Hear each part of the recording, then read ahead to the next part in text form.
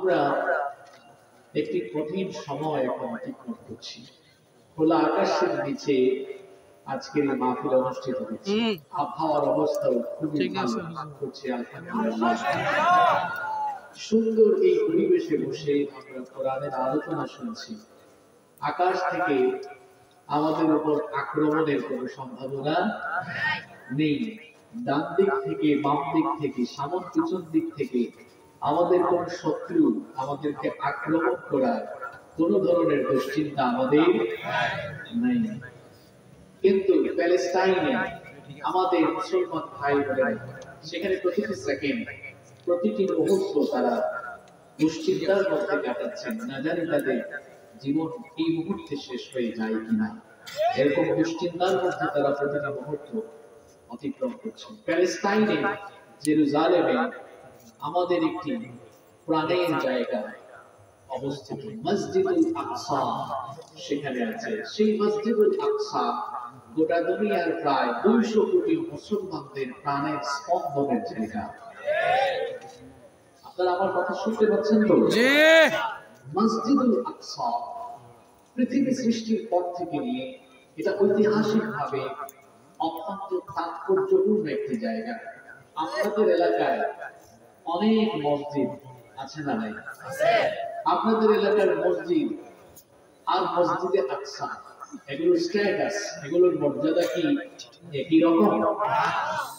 আমি আলোচনার শুরুতে মসজিদে আকসা 12টি তাৎপর্যপূর্ণ বিষয় আপনাদের সামনে তুলে ধরব ইনশাআল্লাহ। নাম্বার 1, যারা পারেন প্রয়োজনে নোট করে নিয়ে যান।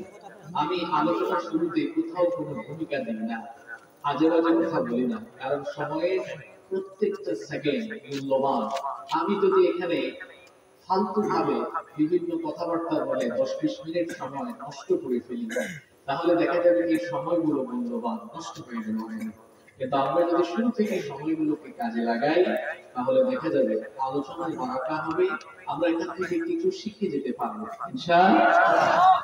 মসজিদে আকসা তাৎপর্যপূর্ণ হওয়ার 12টি পয়েন্ট আমরা আজকে তুলে ধরবো ইনশাআল্লাহ বিইذنিল্লাহ বিমাশিয়াতিল্লাহ। যারা পারেন আমরা নোট করে ফেলবো। ছাত্র ভাইয়েরা, যুবক ভাইয়েরা, তোমাদের হাতে স্মার্টফোন আছে না? নোট করার অপশন আছে। প্রয়োজনে আজকের আলোচনা শেষে ফেসবুকে স্ট্যাটাস দিবেন, সবার কাছে দাওয়াত চলে যাবে। আপনি আপনার স্ট্যাটাসের শিরোনাম দিবেন মসজিদে আকসা সম্পর্কিত 12টি গুরুত্বপূর্ণ তথ্য, যেগুলো কোরআনে বর্ণনা করেছেন কে? আরো জোরে বলি কে? নাম্বার 1, 1 নাম্বার হচ্ছে আল্লাহর এই জমিনে, এই আসমান কার? আল্লাহর নাম বলতে আপনাদের কষ্ট হয়? আসমান কার? জমিন কার? আল্লাহর আসমানের নিচে জমিনের উপরে প্যালেস্টাইনে অবস্থিত মসজিদুল আকসা, এটি আল্লাহর জমিনের উপরে নির্মিত দ্বিতীয় ঘর। সুবহানাল্লাহ আরেকটু দিয়ে বলবেন। আল্লাহর জমিনের উপরে দ্বিতীয় যে ঘর নির্মাণ হয়েছে সেই মসজিদের নাম কি? এখন আপনাদের মাথায় প্রশ্ন চলে এসেছে, হুজুর তাহলে জমিনের উপরে প্রথম কোন বাড়ি বানানো হয়েছে? এটা কি বগুড়ার কোন বাড়ি নাকি? সৌদি আরবের, আফগানিস্তানে, আমেরিকার? তাহলে প্রশ্ন আসতে পারে আল্লাহর আসমানের নিচে জমিনের উপরে সবার আগে কোন ঘর নির্মাণ করা হয়েছে? আমি আপনি প্রশ্ন করার আগে এই জবাব যিনি কোরআনে কারিমে রেডি করে লিখেছেন সবাই বলেন তিনি কে? রব্বুল আলামিন কোরআনুল কারীমের 3 নম্বর সূরা, সূরা আলে ইমরানের 96 নম্বর আয়াতে বললেন ইন্না আউওয়ালা বাইতিন উদিআ লিন-নাসি লাল্লাযী বিবাক্কাতা মুবারাকান ওয়া হুদাল লিল-আলামিন। আল্লাহ তাআলা বলছেন ইন্না আউওয়ালা বাইতিন উদিআ লিন-নাস,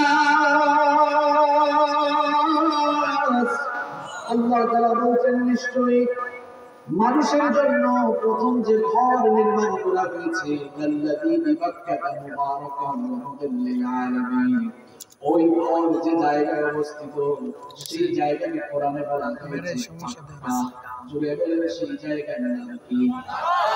মক্কার একটি নাম হচ্ছে মক্কা।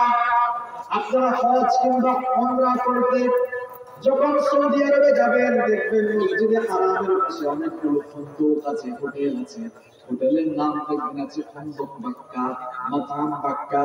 ফন্দক মানে হচ্ছে হোটেল, মাতাম মানে হচ্ছে restaurant. Mecca restaurant, Mecca hotel, এরকম অনেক হোটেল রেস্টুরেন্ট দেখবে। মক্কার একটি নাম হচ্ছে মক্কা।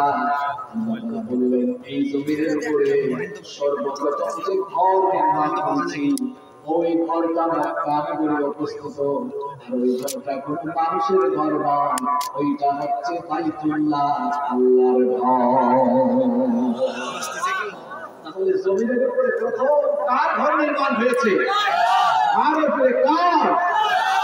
এবার একটা হাদিস আপনাদেরকে শোনাই। বুখারী এবং মুসলিমের বর্ণনায় হাদিস বর্ণিত হয়েছে। হাদিস বর্ণনাকারী সাহাবী হচ্ছেন আবু যর গিফারী রাদিয়াল্লাহু আনহু। তিনি বলছেন আমি নবীজিকে গিয়ে প্রশ্ন করলাম, আমি নবী করিম সাল্লাল্লাহু আলাইহি ওয়াসাল্লামকে জিজ্ঞেস করলাম আইয়ু মসজিদিন মুদিআ ফিল আরদি আওয়ালান, ও আল্লাহর নবী জমিনে সর্বপ্রথম কোন মসজিদ নির্মাণ করা হয়েছে? নবীজি বললেন আল মাসজিদুল হারাম, সবার আগে দুনিয়ায় মসজিদে হারাম নির্মাণ করেছেন কে? সাহাবী নবীজিকে জিজ্ঞেস করলেন তোমরা অতঃপর কোন মসজিদ দুনিয়ায় নির্মাণ করা হয়েছে? নবীজি বললেন মসজিদে হারামের পরে দুনিয়াতে যে মসজিদ নির্মাণ হয়েছে সেটা হচ্ছে আল মসজিদুল আকসা। তখন সাহাবী জিজ্ঞেস করলেন কাম কানা বাইনাহুমা, এই দুই মসজিদ নির্মাণের ভিতরে কত বছরের ব্যবধান হয়েছে, কত বছর তফাৎ হয়েছে? আল্লাহর নবী বললেন 40 সানাতান, 40 বছর। অর্থাৎ মসজিদে হারাম নির্মাণে 40 বছর পরে মসজিদে আকসা নির্মাণ করা হয়েছে। তাহলে আমরা এক নম্বর পয়েন্ট জানলাম আল্লাহর এই জমিনে সর্বপ্রথম যে মসজিদ নির্মিত হয়েছে মসজিদুল হারাম কোন নগরীতে? যদি বলেন কোন নগরীতে গিয়েছেন? কে হাত তুলেন তো। মাশাআল্লাহ, অনেকে যেতে পারেন নাই। আল্লাহ তুমি তাকায় দেখো তোমার কত বান্দা তোমার ঘরের মেহমান হতে পারেননি। যারা যেতে পারেননি আল্লাহ সবাইকে তোমার ঘরের মেহমান বানিয়ে দিও। মসজিদে হারাম নির্মাণ হওয়ার পরে 40 বছর পরে যে মসজিদ হয়েছে ওই মসজিদের নাম কি? মসজিদুল আকসা। কোথায় অবস্থিত? অনেকে বলতে পারে প্যালেস্টাইনের প্রতি আমাদের এত দরদ কেন? কারণ সেখানে আমাদের প্রাণে স্পন্দনের একটি জায়গা অবস্থিত, ঠিক কি না? নাম্বার 2 নম্বর, কোরআনুল কারীমে দুইটি মসজিদের নাম আছে। কয়টা মসজিদের নাম? আপনাদের এই বগুড়ায় শত শত মসজিদ আছে, কিন্তু বগুড়ার কোন মসজিদের কথা কি কোরআনে উল্লেখ আছে? কোরআনুল কারীমে দুইটা মসজিদের নাম উল্লেখ আছে। একটা মসজিদ হচ্ছে মসজিদুল হারাম, আরেকটা মসজিদ হচ্ছে মসজিদুল আকসা। কোরআনুল কারীমের 17 নম্বর সূরা, সূরা বনী ইসরাঈলের প্রথম আয়াত পড়লে আল্লাহ তাআলা বলেন সুবহানাল্লাযী আসরা বি'আবদিহি লাইলান মিনাল মাসজিদিল হারামি ইলাল মাসজিদিল আকসা। সেই সত্তা যিনি তার বান্দাকে রাতের বেলা গ্রহণ করিয়েছেন মসজিদে হারাম থেকে মসজিদে আকসা পর্যন্ত। আল্লাহু আকবার। পয়েন্টগুলো মনে রাখতে হবে। এক নম্বর পয়েন্ট বলেছিলাম আল্লাহর জমিনে দ্বিতীয় নির্মিত মসজিদ হচ্ছে মসজিদে আকসা। 2 নম্বর পয়েন্ট বললাম কোরআনে কারীমে দুইটা মসজিদের নাম সরাসরি উল্লেখ আছে। ওই দুইটা মসজিদের একটা মসজিদ হচ্ছে মসজিদুল আকসা। নাম্বার 3 নাম্বার আমরা এখন কাবা শরীফের দিকে মুখ করে চেহারা গ্রাম সালাত আদায় করি, কিন্তু বাইতুল মাকদিস মসজিদে আকসা এটা ছিল মুসলমানদের আগের কিবলা। এটা ছিল আমাদের আগের কিবলা। কিবলা পরিবর্তন হয়েছে তখন শুনেন কিভাবে হলো। নবী করিম সাল্লাল্লাহু আলাইহি ওয়াসাল্লাম মক্কাতুল মুকাররমা থেকে মদিনা মুনাওয়ারায় হিজরত করে গেলেন। আল্লাহর নবী মসজিদে আকসার দিকে ফিলিস্তিনে অবস্থিত বাইতুল মুকাদ্দাসের দিকে মুখ ঘুরিয়ে সালাত আদায় করছেন, কারণ তখন কিবলা ছিল বাইতুল মুকাদ্দাসের দিকে। আল্লাহর নবীর মন চায়, মনে ইচ্ছা জাগে যদি কিবলা বাইতুল মুকাদ্দাসের দিকে না হয়ে বাইতুল্লাহর দিকে হতো, মনে তো শান্তি পেতাম, শান্তি অনুভব করতাম। আল্লাহর নবী এক দাওয়াতে গেলেন, ওই বাড়িতে জোহরের সালাতে দাঁড়িয়ে গেলেন। জোহরের সালাত ফরজ নামাজ হলো কয় রাকাত? আরো জোরে বলেন কয় রাকাত? জোহরের নামাজে নবীজি ইমামতি করছেন। নবীজি 2 রাকাত সালাত আদায় করে ফেলেছেন। মনে মনে চাচ্ছে কিবলাটা যদি আমার আপনার নবীকে বিশেষ মর্যাদা দিয়েছেন, তিনি কি? আমি আপনি কিছু চাইতে পারেন, হাত তোলা লাগে, হাত তোলা লাগে না, মনে মনে চাইলে সেটা কবুল করে নেন কে? আল্লাহ মনে মনে কামনা করছেন যদি কিবলা বাইতুল্লাহর দিকে হতো তাহলে আমার মনে শান্তি লাগতো। নবীজি যে মনে মনে এই ইরাদা করছেন, মনে মনে ভাবছেন, মনে মনে চিন্তা করছেন, মনে মনে কামনা করছেন। আপনি আমার মনের খবর জানেন না, আমি আপনার মনের খবর জানি না। কেউ কারো মনের খবর না জানলেও সবার মনের খবর যিনি জানেন তিনি কি? আল্লাহ তাআলা হাবিবের মনে বাসনা বুঝতে পারলেন। সালাতের ভিতরে জিবরিল আমিন কান্নাতে দিলেন, নাযিল হয়ে গেল। আল্লাহ জানিয়ে দিলেন قد نرى تقلب وجهك في السماء।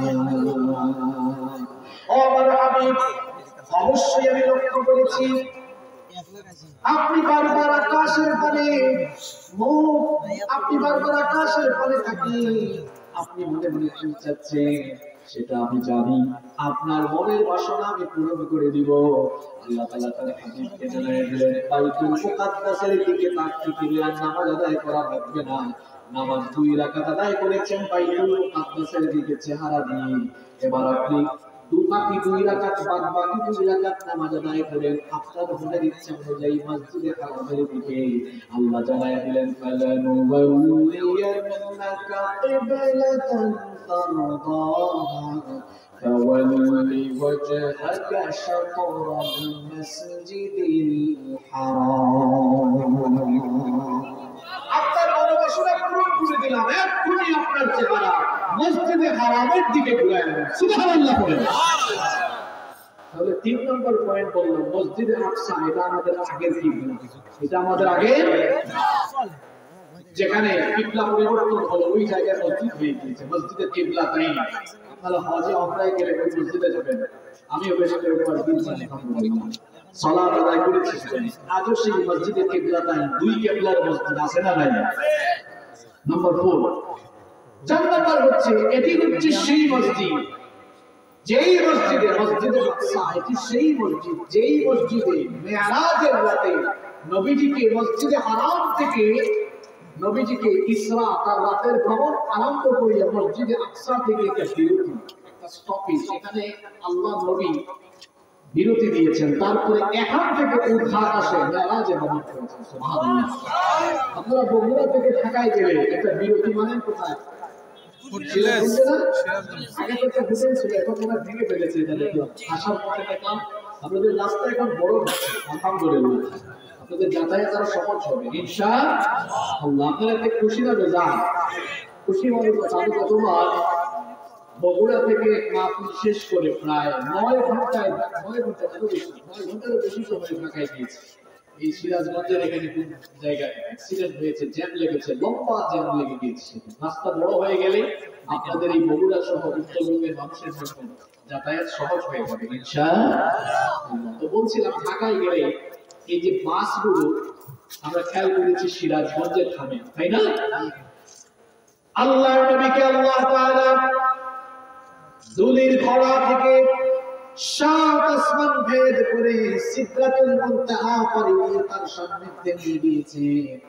মাঝখানে একটা বিরতি দেওয়ালেন, বিরতি যেই জায়গায় দেওয়া আছে সেই মসজিদের নাম হচ্ছে মসজিদুল রব্বুল আলামিন সূরা ইসরার প্রথম আয়াতে এই জন্য বলেছেন সুবহানাল্লাযী আসরা বিআবদিহি লাইলান মিনাল মাসজিদিল হারাম ইলাল মাসজিদিল আকসা আল্লাযী বারাকনা হাওলাহু লিনুরিয়াহু মিন আয়াতিনা ইন্নাহু হুয়াস সামিউল বাসীর। আল্লাহ তাআলা বলেন বরকতময় অতীব পবিত্র সেই সত্তা যিনি তার বান্দাকে মসজিদে হারাম থেকে মসজিদে আকসা পর্যন্ত ইসরা করিয়েছেন। এতটুকু ছিল ইসরা। আর মসজিদে হারাম থেকে নিয়ে মসজিদে আকসা থেকে নিয়ে ঊর্ধ্বাকাশে গমন, এটাকে আরবিতে বলা হয় মেরাজ। সবাই বলে এটাকে আরবিতে বলা হয় কি? তাহলে 4 নম্বর পয়েন্ট জানলাম, মসজিদে আকসা হচ্ছে মেরাজের একটা বিরতি স্থল, যেখানে আল্লাহ নবী বিরতি দিয়েছেন। সুবহানাল্লাহ বলেন।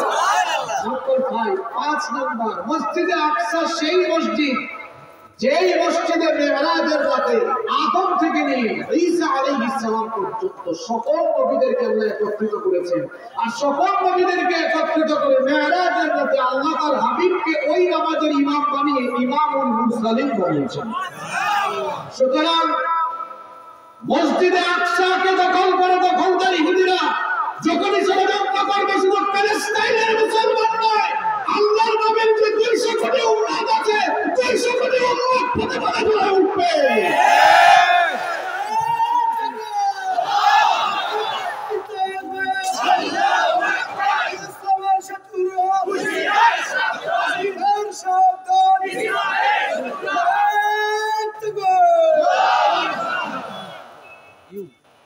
যুবক ছাত্র ভাইরা, কারা কারা ছাত্র আছেন হাত তুলেন তো।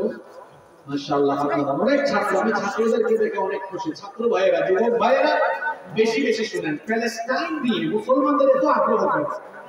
মসজিদে আকসা নিয়ে আমাদের এত আগ্রহ কেন? যুবক ভাইরা শুনেন, এটা সেই মসজিদ যেই মসজিদে সকল নবীদেরকে উপস্থিত করে আমাদের নবীকে আল্লাহ নামাজের ইমাম বানিয়েছেন। সুবহানাল্লাহ। সুতরাং ওই জায়গার প্রতি আমাদের আগ্রহ থাকবে না তো কোন জায়গার প্রতি আমাদের আগ্রহ থাকবে? ঠিক কিনা? আমার নবীকে আল্লাহ তাআলা ইমামুল মুরসালিন বানিয়েছেন, সব নবী রাসূলদের ইমাম। সুবহানাল্লাহ কি বাড়ি দিয়ে বলবেন নাকি? সব নবী রাসূলদের ইমাম বানিয়েছেন কি? নাম্বার 6 নম্বর হলো পৃথিবীর 3টি মসজিদে ইবাদতের উদ্দেশ্যে সফর করা যায়। কয়টা মসজিদে? 3টি মসজিদে ইবাদতের নিয়তে সফর করা জায়েজ। আল্লাহর নবী বলেছেন, বুখারী এবং মুসলিম শরীফে এক যুগে এই হাদিস বর্ণিত হয়েছে। হাদিস বর্ণনাকারী সাহাবী হচ্ছেন সর্বাধিক হাদিস যিনি বর্ণনা করেছেন সাইয়্যিদুল মুহাদ্দিসিন আবু হুরায়রা রাদিয়াল্লাহু আনহু। তিনি বলছেন, নবীজি বলেছেন, লা তুশাদ্দুর রিহালু ইল্লা ইলা 3 মাসাজিদ। তিনি বলেছেন 3টি মসজিদ ব্যতীত অন্য কোন মসজিদে ইবাদতের উদ্দেশ্যে গমন করা যায় না। সবাই বলেন তো কয়টা মসজিদে ইবাদতের